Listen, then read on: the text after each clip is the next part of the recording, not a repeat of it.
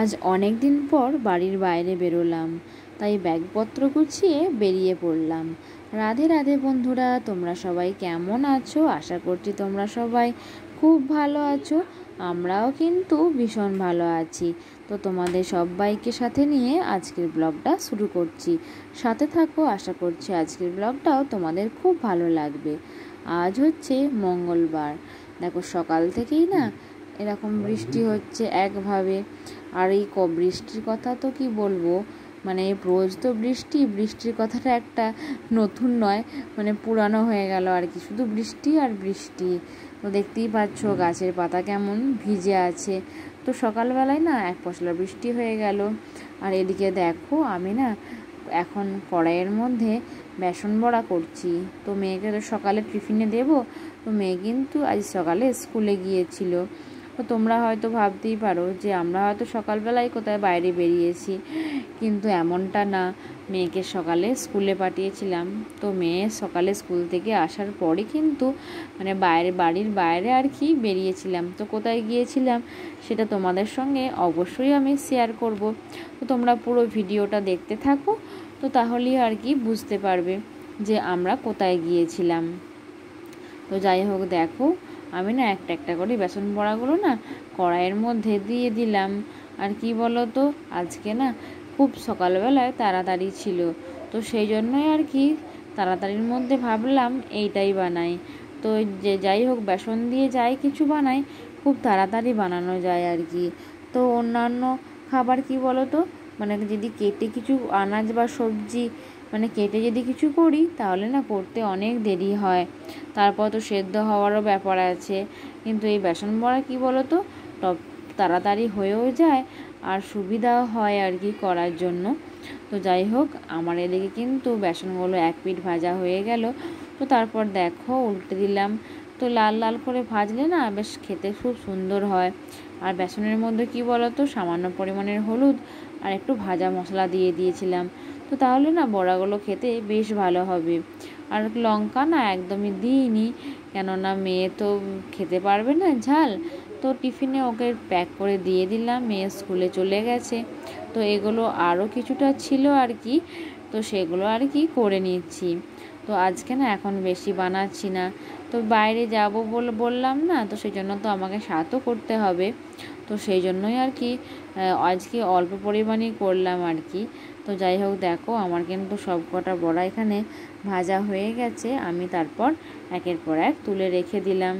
বলো তো এরপর আমাকে খুব তাড়াতাড়ি করে সংসারের কাজগুলো সেরে ফেলতে হবে। তো সংসারের কাজকর্মগুলো তো আর ফেলে রাখা যায় না। তো প্রথমে দেখো ছেলেকে না ওর কাকায়ের কাছে একবার দিয়েছি। তো ছেলে তো এখন তো ঘুমোবে না, একটু সকালে উঠলো। তারপর বিছানাটা ভালো করে ঝেড়ে পরিষ্কার করে নিচ্ছি। আর একটু বিছানার চাদর টান টান না হলে একদম দেখতে ভালো লাগে না। তো দেখো বিছানাটা প্রথমে কি বলো তো টান টান করে গুঁজে নিলাম, তারপর ঝেড়ে নিচ্ছি। আর কি বলো তো এই বর্ষার দিনে বিছানা পরিষ্কার পরিচ্ছন্ন রাখা খুবই একটা টাফ ব্যাপার আর কি। তো যাই হোক বিছানাটা পরিষ্কার করে নিয়ে দেখো এই জানলার দিকে যে গাছগুলো লাগিয়েছিলাম একটু জল দিয়ে দিলাম। তো আমার তো এখন বাড়ি আসতে দেরি আছে, তো সেই জন্য গাছগুলো যদি শুকিয়ে যায়, তো জানলার এই ধারে আছে তো মা বা বড় মা অত রুমটা ঝাড় দেওয়ার সময় অত খেয়াল করবে না। তো তখন কি বলো তো গাছগুলো শুকিয়ে যাবে। তো যাই হোক দেখো এদিকে আমি সংসারের সব কাজকর্ম সেরে নিয়ে স্নান সেরে নিয়েছি। তো স্নান সেরে নিয়ে না আমি আজকে গোপাল সোনাকে এখন স্নান করিয়ে দিচ্ছি। তো গোপাল সোনাকে স্নান করিয়ে দিয়ে তারপর না ওকে খুব সুন্দর করে গোপাল সোনাকে সাজিয়ে দেব। তো দেখো গোপাল সোনাকে একটা সুন্দর জামাও পরিয়ে দিয়েছি আমি এদিকে। তো যেহেতু বাড়ির বাইরে যাব আমি, তো সেই জন্য না আমার ছেলেকে মেয়েকে যেমন সাজাবো আমার গোপাল সোনাকেও না সুন্দর করে সাজাবো।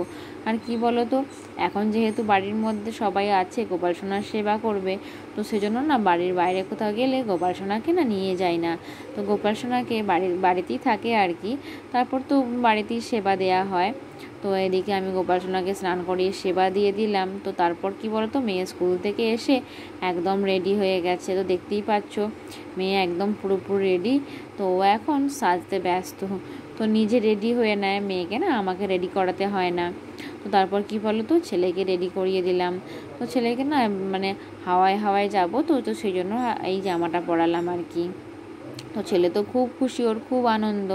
তো তারপর দেখো ছেলেকে না টিপটা পরিয়ে দেবো, কিন্তু আমার ছেলে এত ছটফট করে, ওকে টিপ পরানোয় খুব সমস্যা হয়ে যায়। কিন্তু টিপ পরানোর সময় কি বলতো, আমি একটা টেকনিক ব্যবহার করি, তো সেটা অবশ্যই তোমাদের সঙ্গে না অন্য একটা ভিডিও আর শেয়ার করব। তো যাই হোক দেখো আমার মেয়ে ছেলে সব রেডি হয়ে গেছে, এরপর না আমি চটপট রেডি হয়ে নিচ্ছি। তো তারপর কি বলতো, কানেরগুলো একটু চেঞ্জ করে নিলাম।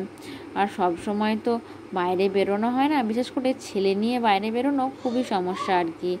তো আজকে আমার খুবই আনন্দ, কেননা এমন জায়গায় যাচ্ছি সেখানটা আর কি সব মেয়েদেরই মানে যখন যায় তখন খুব আনন্দ হয়, এমনকি রাতে ঘুম পর্যন্ত হয় না, যেটা আমারও হয়। তো যতবার আমি যাই ততবারই আর কি আমার আগের দিন রাতে ঘুম আসে না। তো দেখো আমরা কিন্তু রেডি হয়ে এদিকে রাস্তায় বেরিয়েও পড়েছি, আর আকাশ তো মেঘলা। তো যাই হোক আমরা যখন রাস্তায় যাচ্ছিলাম তখন না বৃষ্টি পড়েনি, না হলে হয়তো আমাদের বৃষ্টিতে ভিজতে হতো। তো আমরা কিন্তু টোটো করেই যাচ্ছি আর কি। তো বেশি দূরের রাস্তা নয়, ওই আধ ঘন্টার মতো হবে, তো বেশি দূর নয় বলি না টোটো করে আমরা যাচ্ছি। তো বাসে গেলেও খুব কম সময়ই যাওয়া যায়, কিন্তু কি বলো তো, ছেলে নিয়ে গেলে না অনেকগুলো ব্যাগপত্র হয়ে যায়। তো তাতেই আমাদের মোট 4টের মতো ব্যাগ হয়ে গিয়েছিল। তো বাসে গেলে তো সেগুলো নিয়ে যাওয়া যায় না, তো সেই জন্যই আর কি টোটো করে এলাম। তো দেখো আমরা চলেও এলাম। তো আমি এসেছি আমার বাপের বাড়িতে আর কি। তো এই হচ্ছে আমার মা। তো দেখো আসতে না আসতেই মা ছেলেকে কোলে নিয়ে চলে এলো একদম। তো যাই হোক আমার বোনও কিন্তু এসেছিল, আমার বোনের মেয়ে, ওরা দুজন এসেছিল আমার দুদিন আসার আগে আর কি। তো আমরা সবাই মিলেই আর কি একসঙ্গে বসলাম। তো বোন না মেয়েকে সেই মাত্রই আর কি আমরা যখন এলাম তখন স্নান করাচ্ছিল, তারপর ওর মেয়েকে স্নানের পর রেডি করাচ্ছিল। তারপর আমার ছেলে দেখো ওর ছোটদির সঙ্গে খেলবার জন্য অস্থির। তো ওরা দুজনে না প্রায় সমবয়সী। তো আমার ছেলে আর বোনের মেয়ের ওই মোটামুটি 6 মাসের ছোট বড়। তো ওরা যখন আরেকটু বড় হবে তখন ওদের বয়সের পার্থক্যটা একদমই বোঝা যাবে না। তো তারপর মা আমাকে মিষ্টি জল দিয়ে চলে গেল। তো তারপর দেখো আমি না সবাইকে একটু একটু করে খাইয়ে দিচ্ছি। তো নিজে নিজে একা খেতে একদমই ভালো লাগে না। তো তারপর আমার ছেলেকে একটু, মেয়ে আর বোনের মেয়েকে, আমার মেয়েকে, বোন, মা, আমরা সবাই মিলে আর কি একটা প্লেটের মধ্যেই আর কি ভাগ করে খেলাম। তো ভাগ করে খাওয়ার আনন্দটাই আলাদা। তো মানে ভাগ করে খাওয়ার সময় কি বলতো, মনে হয় যে খুব ভালো লাগে, যে কোনো খাবারই দেখবে ভাগ করে খাওয়ার সময় খুব ভালো লাগে। তো আমরা কি বলতো প্রায় সময় কি করি, বাপের বাড়িতে এলে না সন্ধ্যাবেলায় হোক জলখাবেলায় হোক একসঙ্গে মুড়ি মাখিয়ে একটা জায়গার মধ্যে সবাই মিলে ভাগ করে খাই। তো খেতেও খুব ভালো লাগে, আর দেখবে তাড়াতাড়ির মধ্যে আর কি শেষও হয়ে যায়। তো যাই হোক দেখো আমরা সবাই মিলে এখানে মিষ্টি জলটা আর কি খেয়ে নিলাম। তো তারপর দেখো এই দু ভাই বোনে খেলা আরম্ভ করেছে। তো দুজনেই না হলুদ রঙের ড্রেস পরেছিল। তো দেখতেই পাচ্ছ কেমন দুজনে এখন খেলায় ব্যস্ত। তো আমার বোনের মেয়ে যে খেলাটা নিচ্ছিল, আমার ছেলেও সেটা নিচ্ছিল। তো যাই হোক দেখো আমার ছেলেকে দুপুরে খাইয়ে ঘুম পাড়িয়ে দিয়েছি। তো আমার ছেলে এখন ঘুমাচ্ছে। তো ছেলেকে ঘুম পাড়িয়ে দিয়ে আমিও এরপর ঝটপট খেয়ে নিলাম। তো খেয়ে আমার ছেলে ঘুমালো, আমিও ঘুমিয়েছিলাম খাওয়া দাওয়ার পর। তো তারপর আমার ছেলেকে এখন ওর মাসিমণি মেয়ে সাজাতে ব্যস্ত। তো ওর ছোট দিদি আর একটা জামা পরিয়ে দিয়েছে মেয়ের, এবং মাথায় একটা ক্লিপ এঁটে দিয়েছে। তো যাই হোক আমার ছেলের মাথায় তো চুল খুবই অল্প, তো তাও যাই হোক ক্লিপটা আটা গেছে এবং খুব সুন্দর করে মেয়ে সাজিয়ে দিয়েছে। তো আমার ছেলেকে তো এখন বোঝাই যাচ্ছে না যে ছেলে না মেয়ে। তো এটা ছোটোবেলায় সম্ভব আর কি, যখন আমার ছেলে বড় হবে তো তখন তো আর ও মেয়েদের কোনো ড্রেস পরবে না। তো একটু মেয়েদের ড্রেস পরিয়ে সাজিয়ে দেখলে মন্দ হয় না আর কি। তো যাই হোক দেখো আমার ছেলেকে কিন্তু এই সাদা আর লালের কম্বিনেশনে জামাটা পরিয়ে খুব সুন্দর লাগছে। তো তোমাদের কেমন লাগছে সেটা কিন্তু অবশ্যই আমাকে কমেন্টে জানিও। তো যাই হোক দেখো আমার ছেলে না একবার করে রাধে রাধে করছে আর একবার করে সবার দিকে তাকাচ্ছে।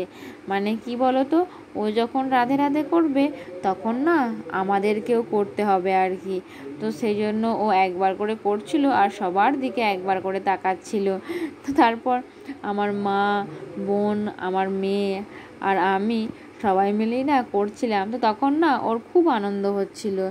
তো তো যাই হোক, দেখো বন্ধুরা, আমার ছেলে কিন্তু এখন খেলায় ব্যস্ত। তো যাই হোক, এরপর কি বলো তো, বাপের বাড়িতে এলে না দু বোনে বোনে যখন একসঙ্গে দেখা হয় খুব ভালো লাগে। মানে ছোট থেকে তো একসঙ্গে বড় হয়ে ওঠা, বেড়ে ওঠা, কিন্তু কি বলো তো, বিয়ের পর যখন দু বোনে আলাদা হয়ে যায় তো মনে হয় আবার কবে একসঙ্গে দেখা হবে। এর আগে এসেছিলাম তো প্রায় হবে মাস 4 হয়ে গেল। তো তারপর না তখন বোন আসেনি। সব সময় তো আর সবার সময় হয়ে ওঠে না। তো যখন ও আসে হয়তো আমি আসতে সময় পাই না, আবার আমি এলে ও আসতে সময় পায় না। তো যাই হোক, এই অনেক দিন পর দুজনে একসাথে বাপের বাড়ি এসেছি। তাই দেখো এবার না ওদের তিন ভাই বোনের অবস্থা দেখো। তো বোনের মেয়ে তো আমার ওড়না নিয়ে এখন মানে কাপড়ের মতো পড়ে বসে আছে। আর আমার ছেলে আর মেয়ে এখন দেখো, আমার মেয়ে তো এখন ওদের থেকে বয়সে অনেকটাই বড় হয়ে গেছে, কিন্তু কি বলো তো, ও না ভাই বোনেদের সঙ্গে একসাথে মিশে খেলতে চায়। তো ওর বোনও না ও দিদির মতো করার চেষ্টা করছে। তো যাই হোক, দেখো ওরা 3 ভাই বোনে না এখন একসঙ্গে খেলা করছে। আর ওদের দেখে কি বলো তো, আমাদের ছোটোবেলার কথাগুলো না মনে পড়ে যায়, যে আমরাও ছোটোবেলায় একসাথে এইভাবেই খেলা করেছি। তো আগেকার দিনগুলো না আলাদা ছিল। তো আমাদের খেলার জিনিস আলাদা ছিল, আর আমাদের কথা বলার ধরনও সত্যি করেই আলাদা ছিল। তো আমাদের ছোটোবেলাটা না অনেক অনেক ভালোই কেটেছে আর কি। তো এখনকার বাচ্চাদের ছোটোবেলাগুলো একটু হলেও আলাদা। তো যাই হোক, আমরা না একসাথে ওদের খেলা দেখতে দেখতে দু বোনে একটু গল্পও করে নিলাম। তো কি বলো তো, বোনকে তো সব সময় কাছে পাই না, আর ফোনে কথা বলা সামনাসামনি কাছাকাছি কথা বলা অনেকটাই তফাৎ। তো যাই হোক বন্ধুরা, আজকে ব্লগটা এখানেই শেষ করছি। আবার দেখা হবে নেক্সট ব্লগে। রাধে রাধে।